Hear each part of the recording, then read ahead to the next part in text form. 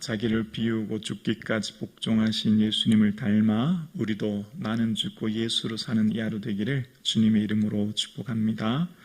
하나님의 의의가 지난 본문의 말씀에 나타나서 믿음으로 믿음에 이르게 하였다라고 이야기하고 있습니다. 복음에 우리에게 주시는 복음은 예수님이시고요. 그 예수님으로 말미암아 우리가 구원을 얻게 되었는데, 구원을 주시는 하나님의 능력은 바로 하나님의 거기서 의가 나타났다라고 얘기했기 때문에 하나님의 의에 대해서 한 번 더 살펴볼게요. 하나님의 의는 하나님 당신의 속성, 성품이십니다. 의라고 하는 말은 곧다, 바르다 이런 의미가 있어요. 그러니까 하나님은 의로우신 분, 정의의 하나님, 공의로운 하나님이시죠. 그래서 이 의라고 하는 것은 법적인 용어인데요. 판사가 재판을 할 때 유죄, 무죄 이렇게 판결을 내리잖아요. 이 당시에 이때 재판에 의롭다, 불의하다 이렇게 재판을 내리는 겁니다. 그러니까 하나님께서는 재판장 되어 주셔서 이 세상에 있는 불의를 심판하시는 분이 하나님이시죠. 그래서 죄의 삭은 사망이지 않습니까? 죄는 반드시 사망이고 죽어야 되기 때문에 이 죄에 대해 심판하시는 하나님이에요. 근데 하나님은 공의의 하나님이신데 또한 동시에 사랑의 하나님이시잖아요. 그래서 죄에 대해서 심판을 해서 죽으면 공의는 확실히 진행되지만 그러나 사랑의 하나님의 그 사랑이 온전히 드러나지 못하지 않습니까? 그래서 하나님이 결정하신 게 뭐죠? 자신의 아들을 십자가에 죽는 사건, 그것을 통해 이제 하나님의 공의를 드러냄과 동시에 사랑을 드러내는 사건이 하나님의 이 공의와 사랑의 사건이 예수 십자가의 사건이지 않습니까? 그래서 예수님의 그 십자가를 통해서 지난 시간 로마서 3장 25절에 우리 3장 25절 자막 뒤에 후비런 부분만 볼까요?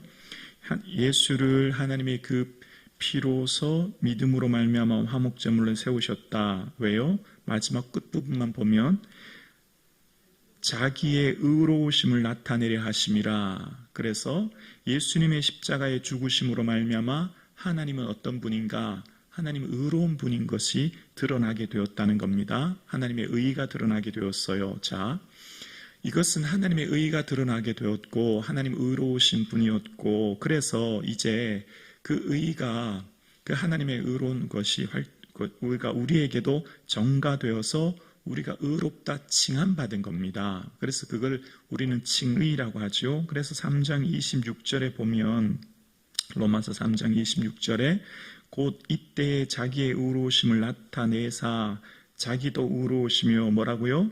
또한 예수 믿는 자를 의롭다 하려 하심이라. 예수 믿는 우리가 의롭게 되었어요. 왜죠?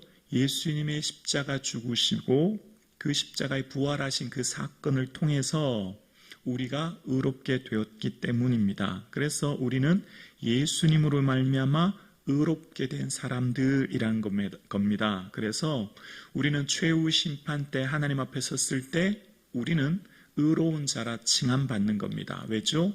예수님의 그 십자가 피 흘리심과 죽으심과 부활하심을 믿고 그 예수님을 믿는 믿음으로 우리는 의롭게 되었고 그 마지막 하나님 앞에 섰을 때 우리가 하나님의 구원을 얻는 백성이 되었다라는 것입니다. 그래서 이것이야말로 놀라운 은혜인 것이죠.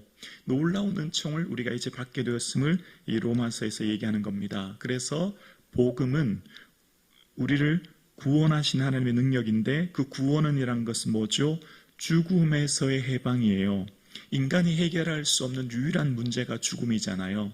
이 땅의 어떤 존재도 죽음을 해결할 수 없는데 그 죽음에서의 해방을 얻게 된 것, 그게 바로 구원이고 그것이 바로 하나님의 의로 말미암아 가능해졌다는 겁니다. 아멘이시죠? 네, 여기까지 이해가 되시죠? 자, 그래서 오늘 본문은 이제 뭘 말하냐면 우리 인간이 얼마나 비참한 존재인가를 얘기합니다. 왜 이걸 얘기하냐면 여러분, 우리가 병원에 가서 건강검진 받는 이유가 뭐죠?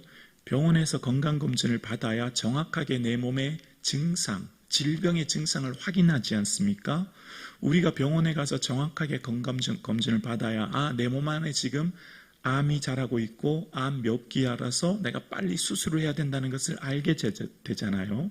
그러니까 내 지금 몸의 정확한 진단을 받기 위해서 건강검진을 받듯이, 그래야 빨리 수술을 하고 치료를 받듯이, 오늘 본문은 우리가 얼마나 비참한 존재인가를 다시 한번 확인시켜 주는 겁니다. 너희들은 원래 어떤 존재인가 라고 하는 것을 확인시키면서 우리는 하나님의 진노의 대상이라는 겁니다.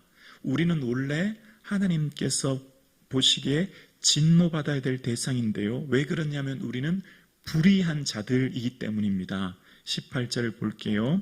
18절을 보면 하나님의 진노가 불의로 진리를 막는 사람들의 모든 경건하지 않음과 불의에 대하여서 하늘로부터 나타나나니, 하나님의 진노가 라고 하면서 이게 하나님의 왜 진노하시죠? 의로우신 하나님은 죄에 대해서 진노하시거든요. 근데 그 죄가 보니까 불의로 진리를 막는 사람들의 모든 경건치 않음이라고 했는데요.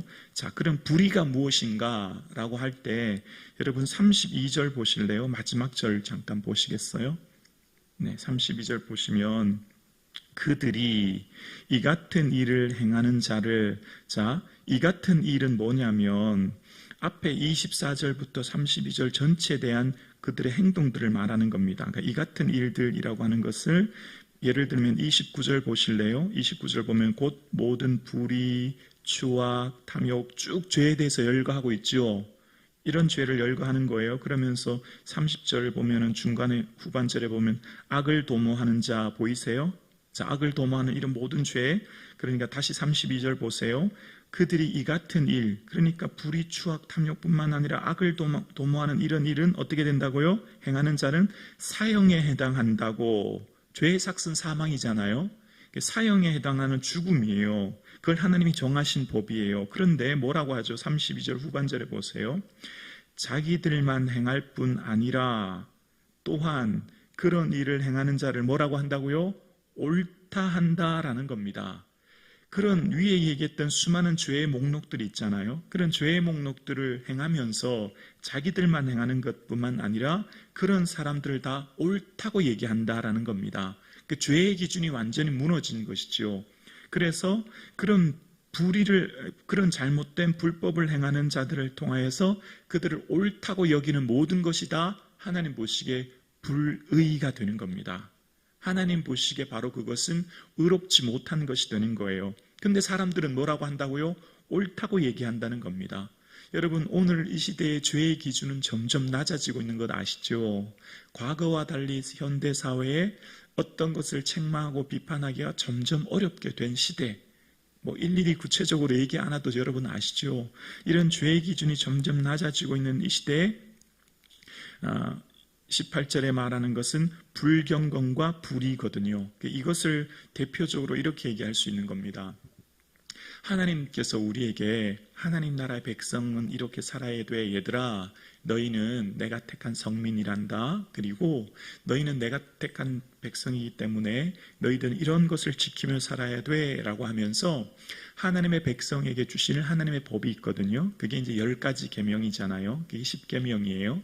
근데 그게 이제 첫 번째부터 네 번째까지는 하나님에 대해서 어떻게 우리가 지키며 하나님에 대해서 어떻게 섬기며 살아야 될지에 대한 것을 얘기하고요. 다섯째부터 10번째까지는 사람과의 관계 속에서 어떻게 살아야 될지를 얘기해 주셨잖아요. 그런데 이제 첫 번째부터 네 번째 하나님과의 관계 속에 어떻게 살아야 될지에 대해서 행하지 않은 것이 불경건입니다.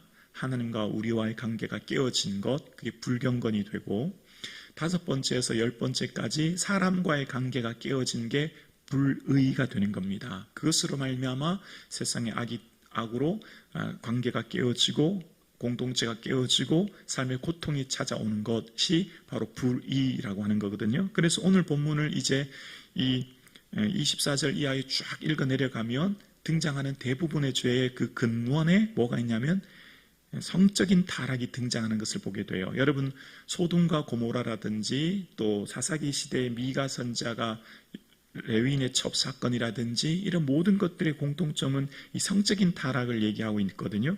근데 그런 것을 인하여서 하나님께서 진노하시고 이제 심판하시는 것이 앞절에 구약에 등장하게 된 것을 봅니다. 그래서 지금 하나님께서 막 지금 이제 18절 이하에 진노하시는 모습이 등장합니다. 그 진노가 두 가지가 불경건과 불의라고 하는 것을 얘기하시거든요.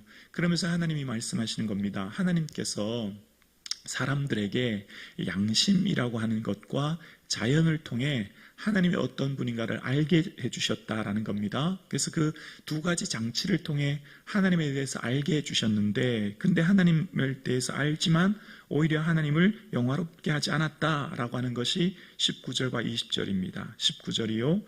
이는 하나님을 알만한 것이 그들 속에 보임이라 하나님께서 이를 그들 속에 보이셨느니라. 양심을 그들에게 주셨죠. 20절에 창세로부터 그의 보이지 아니하는 것들 곧 그의 영원하신 능력과 신성이 그가 만드신 만물에 분명히 보여 알려졌나니 그러므로 그들이 핑계하지 못할지라. 자연을 통해, 자연이라고 하는 일반 계시를 통해 하나님이 어떤 분인가를 보여주셨다는 거예요. 근데 어떻게 됐냐면 21, 2절이에요. 하나님을 알되 하나님을 영화롭게도 아니하며 감사하지도 아니하고 오히려 그 생각이 허망하여지며 미련한 마음이 어두워졌나니 22절이요. 스스로 지혜 있다 하나 어리석게 되어 라고 얘기합니다. 그들의 삶이, 이 세상을 살아가는 사람들의 삶에 모든 사람들이 이 세상을 지으신 창조물과 그들에게 주신 양심을 통하여서 하나님을 알 수 있게 하였지만, 그러나 그들이 오히려 생각이 허망해지고 마음이 어두워져서 스스로 지혜 있다라고 얘기하는 겁니다. 오늘날 많은 학문, 무슨 인문과학, 모든 학문의 주류가 말하고 있는 모든 학문이 이 진리의 가치를 부정하지 않습니까? 절대적 진리를 부정하는 시대를 우리가 살고 있습니다. 그렇지 않습니까? 그래서 모든 사람들이 이렇게 무신론자들의 얘기가 이 책을 읽어보면, 무신론은 사실 다 이 유신론에서 반해서 나온 것이죠.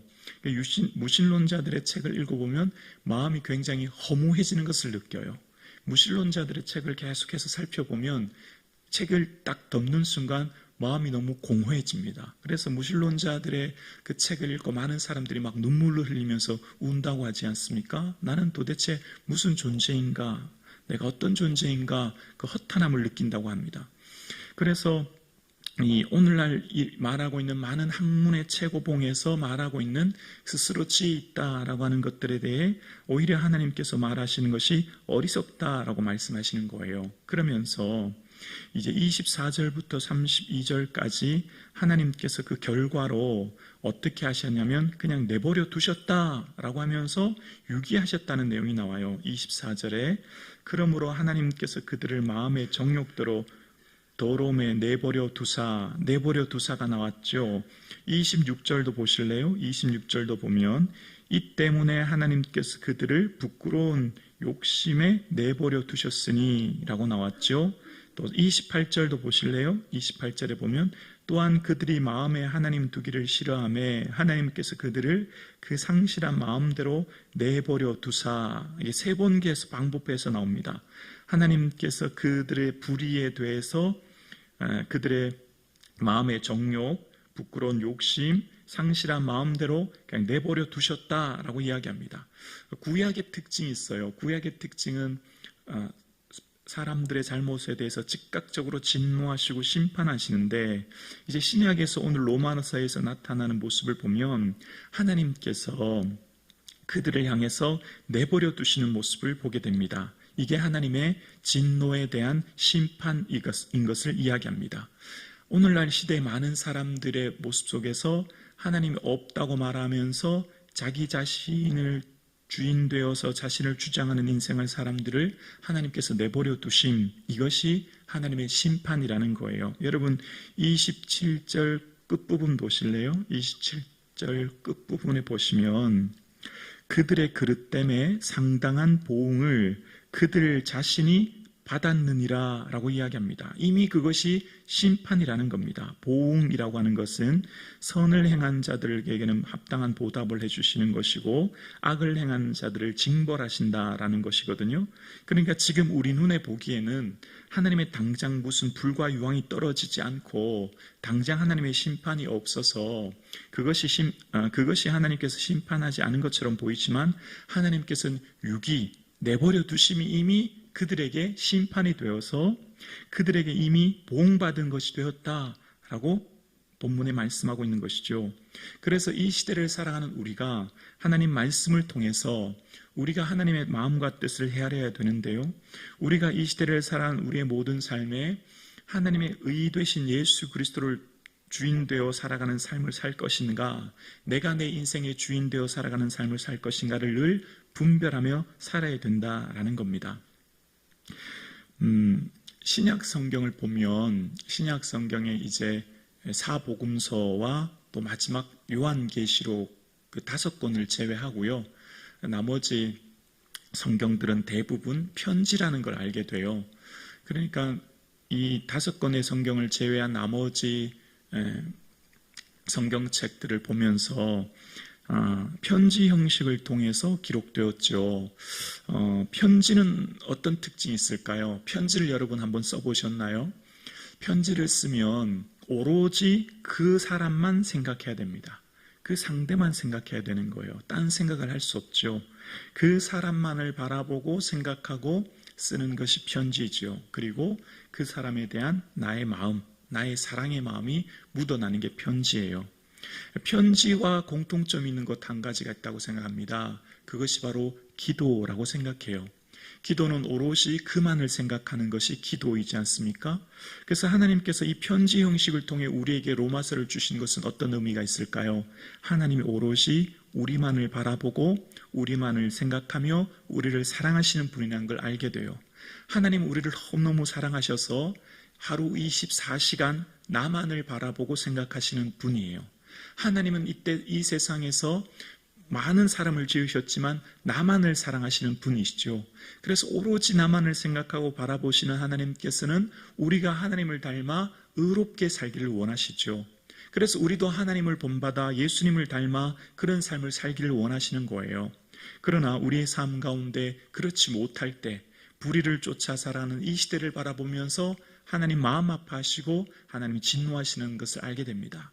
오늘 예배하는 사랑하는 성도님, 우리의 삶에 예수님을 닮아 우리에게 주신 그 의로우신 예수님을 닮아 우리도 의롭게 살아감으로 주님께 기쁨을 드리는, 하나님의 웃음을 드리는, 하나님의 노래가 되는 이 하루 되기를 주님의 이름으로 축원합니다.